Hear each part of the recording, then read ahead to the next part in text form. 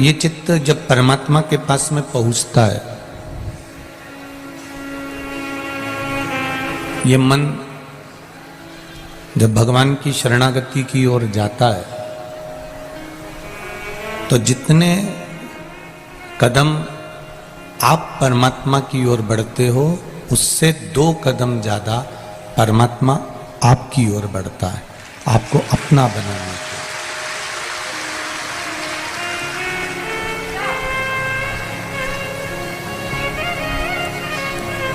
बछड़ा गाय के पीछे चलता है,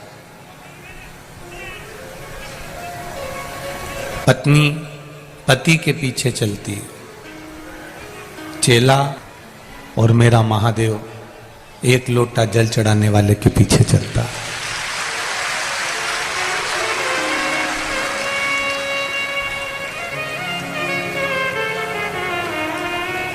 जिस दिन अपनी जिंदगी में आप 1 लोटे जल की महत्वता को जान जाओगे,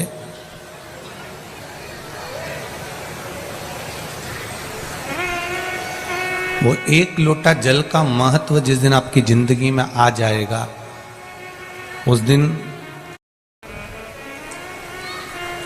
कोई कह देगा कि वहां चमत्कार भी हो रहा है, तो आप नहीं जाओगे, क्योंकि आपको मालूम है कि 1 लोटे जल में वो चमत्कार है कि वो दुनिया में कहीं नहीं हो सकता।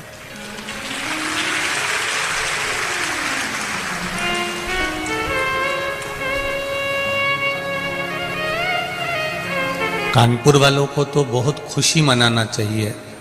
कानपुर वालों को तो बड़े आनंद का विषय है कि केवल कई जगह पर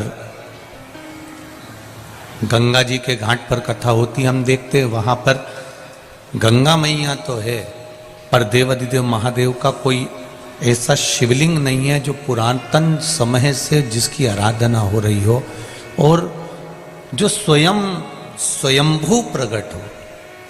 जैसे काशी के विश्वनाथ जी स्वयंभू प्रकट हैं, उज्जैन के महाकाल, केदारेश्वर, सोमेश्वर, भीमाशंकर, मल्लिकार्जुन, त्र्यंबकेश्वर, ऐसे ही कानपुर आने वालों को मैं निवेदन करना चाहूंगा या कानपुर की धरा वालों से कहना चाहूंगा कि आप किस्मत वाले हो जो आनंदेश्वर आपके बीच में सो विराजमान।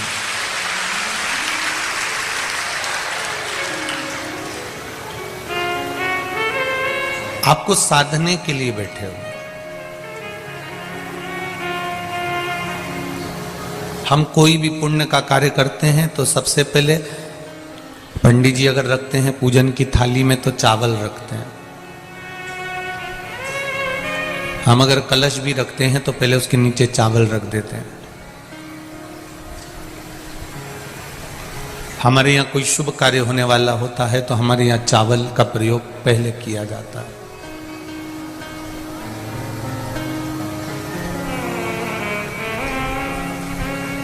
सारी चीजों का प्रयोग बाद में है, पहले चावल का प्रयोग है। अक्षत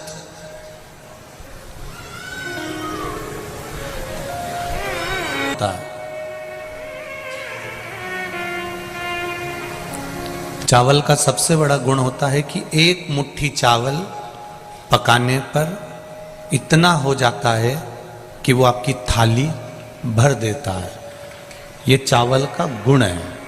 उसी तरह चावल पूजा की थाली में, पूजन के स्थान पर, पुण्य के स्थान पर, सत्कर्म की जगह पर, अच्छी जगह पर चावल का प्रयोग इसलिए किया जाता है कि आप उसमें से थोड़ा सा भी अगर दे रहे हो तो उसका फल आपको 1000 गुना प्राप्त होगा। इसलिए उसको अक्षत कहा जाता है, इसलिए उसको अक्षत बोलते हैं। अक्षय है, वो दे दिया उसने।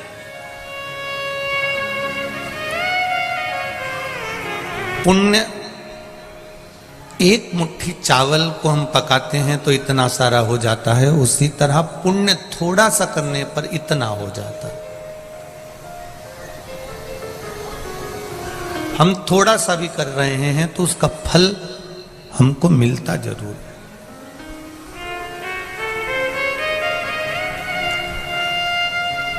आप इतनी संख्या में, लाखों की संख्या में आप लोग कथा सुनने आ रहे हैं। जिनको छांव में जगह मिल गई वो बैठ गए, जो धूप में हैं वो भी बैठे हुए हैं। और कोई 2 बजे कथा चालू होती है तो तुम क्या 2 बजे धूप में आके थोड़ी ना बैठते हो।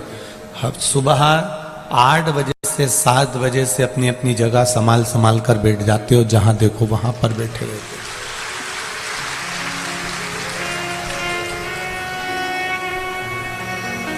शायद कानपुर के लोग कह रहे थे, अभी कल्याणपुर वाले, हम सुबह जब आनंदेश्वर गए तो बता रहे थे इतना इंतजार तो गुरुजी शायद ही कानपुर वासियों ने किसी कथा का करा होगा जो आपका कथा का।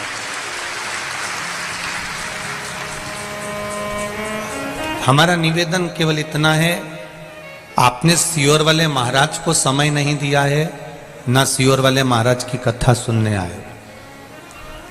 आप शिव महापुराण की कथा सुनने आए हो, और वो कथा कल्याणपुर में कराने वाला भी, देखो ये कथा तो कानपुर में है, पर कानपुर का भी क्षेत्र चुना मेरे भोलेनाथ जी तक, तो पहली कथा का चुना है कल्याणपुर। मेरे शंकर जी भी चाहते हैं कि इनका कल्याण हो जाए।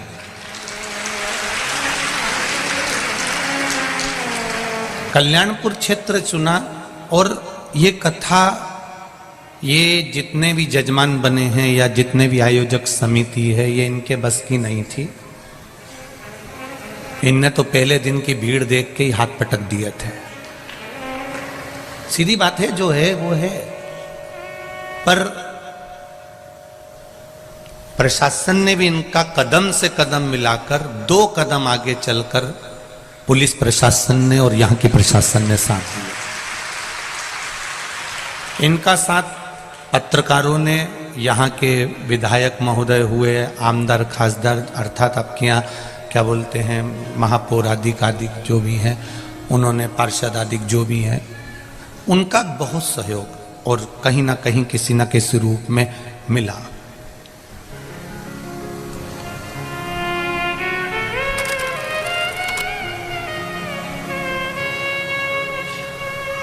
कोई कह रहे थे गुरुजी हमने तो कुंभ का मेला देखा था और दूसरी बार कानपुर का ये मेला देखा। ये शिव कृपा से मिला, इतना सामर्थ्यता नहीं है।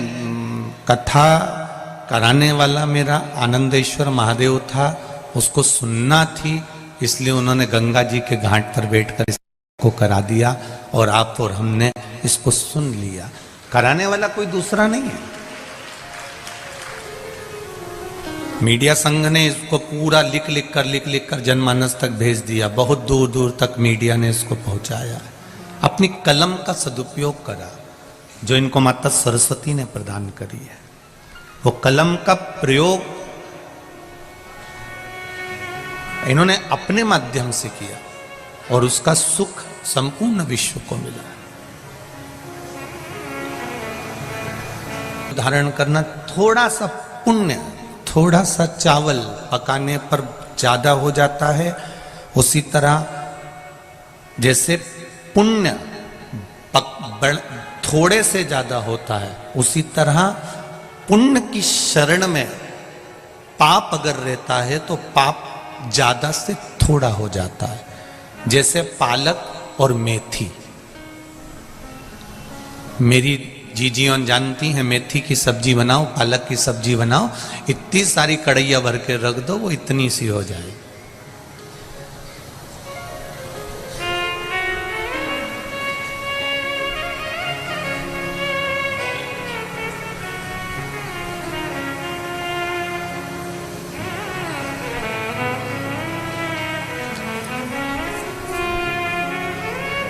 यहां पर ऐसा नियम है कि नहीं मालूम नहीं, पर मारवाड़ियों में ऐसा नियम है। मारवाड़ियों में एक नियम होता है कि जब कोई मरता है, मरने के बाद में जब उठावना होता है, उठावना होने में जो पुरुष होते हैं वो मंदिर जाते हैं, मंदिर से जब वापस आते हैं तो घर की स्त्रियां पालक लेकर खड़ी रहती हैं। अब यहाँ है कि नहीं मालूम नहीं, पर मारवाड़ में ऐसा नियम रहता है। अब वो पुरुष आया, स्त्रियों ने उस पालक को थोड़ा सा दिया, क्यों, उसका कारण क्या होता है? उसका कारण केवल इतना है कि कहीं कोई पाप कर्म अधिकता में रह गया हो तो परमात्मा उसको थोड़ा कर दे और हमारा जो पुण्य है उसको प्रबल कर दे। पुण्य की प्रबलता हो जाए और पाप थोड़ा हो जाए। महाराज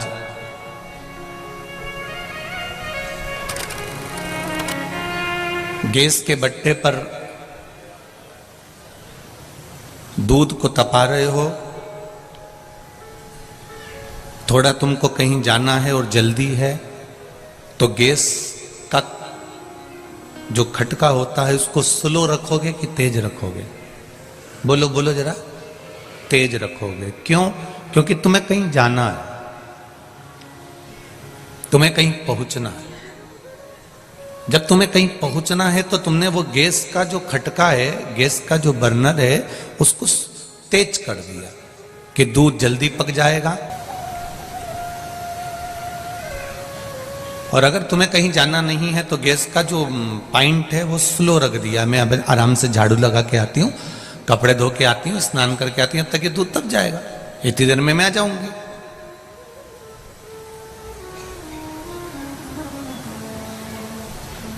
भजन का भी ऐसा ही बल है। आप अगर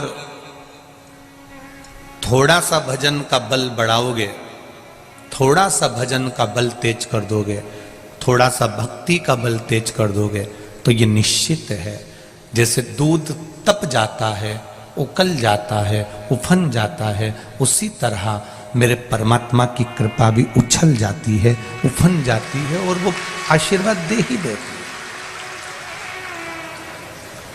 अपने भजन के बल को बढ़ाने का थोड़ा सा प्रयास करिएगा, ज्यादा नहीं। हम फिर कहेंगे गाय के पीछे बछड़ा चलता है, पति के पीछे पत्नी चलती है, गुरु के पीछे चेला चलता है, और जो जल चढ़ाता है देवाधिदेव महादेव को, एक लोटा जल जो अपने घर से लेकर जा रहा है, मेरा महादेव उसके पीछे पीछे चलकर उसका कल्याण कर देता है। वो निश्चित है।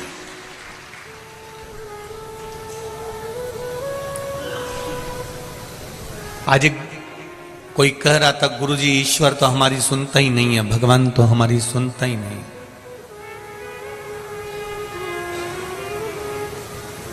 हम कहते हैं क्यों नहीं सुनता?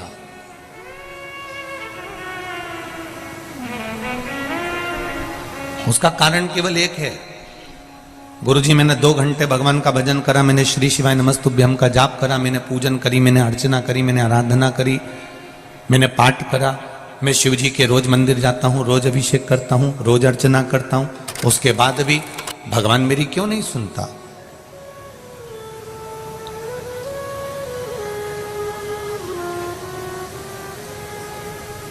तुम 24 घंटे तुम्हारे पिता के साथ में रहते हो।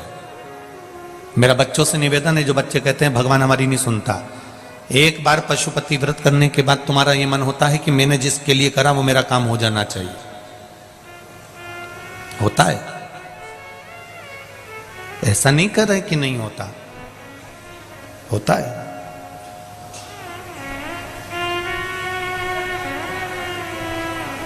ईश्वर हमारी क्यों नहीं सुन रहा? हमने पूजन करी, आराधना करी, अर्चना करी, पशुपति व्रत करे, जल चढ़ाया, धूप बत्ती लगाई, अगरबत्ती लगाई, सब करा हमने, फिर भगवान दिया भी लगाया हमने, भगवान ने क्यों नहीं सुना? मैं उनसे कहना चाहूंगा जो लोग कहते हैं कि ईश्वर हमारी क्यों नहीं सुनता, जो कहते हैं कि ईश्वर हमारी नहीं सुनता, मैं उनके लिए कहना चाहूंगा, मैं उनके लिए बोलना चाहूंगा कि एक बात का ध्यान रखिएगा, बेटे के साथ में बाप हर पल हर घड़ी रहता है, बेटा और बाप दोनों साथ में रहते हैं, उसके बाद भी बेटे पर बाप का अंतिम समय जब आता है, तब जब सोचता है कि मैं बीमार पड़ गया, तब बाप अपने बेटे पर पूर्ण भरोसा कर कर सारी जायदाद पे सिग्नेचर करता है। क्या इससे पहले कर देता है क्या?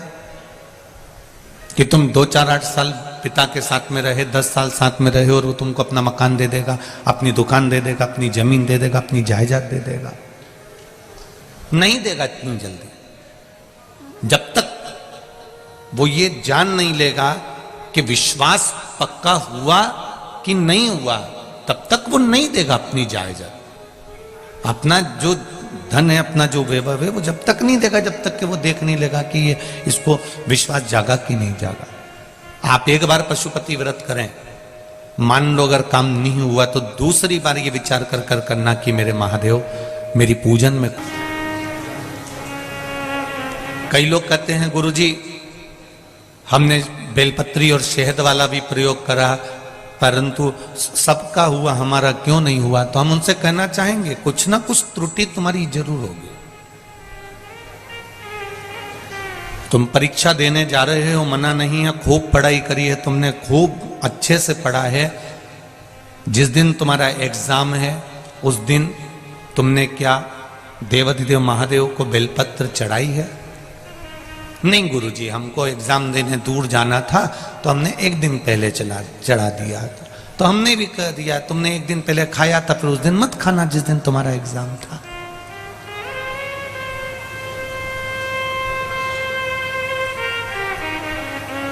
जिस दिन तुम्हारा एग्जाम है आप पढ़ाई करो, दिल से करो, उसके साथ में एक पत्र आया।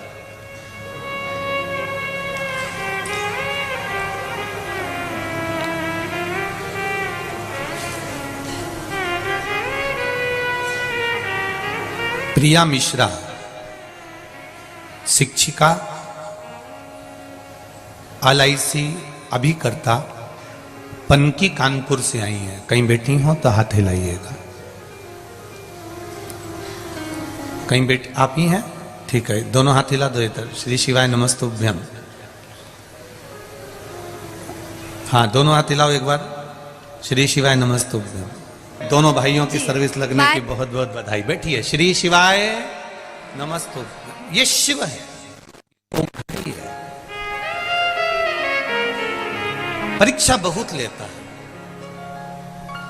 बस आपका दिल, आपका समर्पण, आपका चित्त, आपका मन भगवान में रमना चाहिए। उस बहन ने एग्जाम देने के साथ में विश्वास नहीं तोड़ा। उसने अपने भाइयों से कह दिया था कि तुम चलो। उस पत्र में लिखा है कि मैंने बेलपत्री पर शहद लगाकर शिव जी को चढ़वाया है, तो रिजल्ट तो वो देगा ही। पास भी हो गए पर ज्वाइनिंग लेटर नहीं है, क्योंकि 5 किलो वजन भी कम है, दांत में कुछ प्रॉब्लम भी है। फिर जल चढ़ाना प्रारंभ करा, फिर शिव मंदिर जाना प्रारंभ करा, फिर श्री शिवाय नमस्तुभ्यम कहना प्रारंभ करा।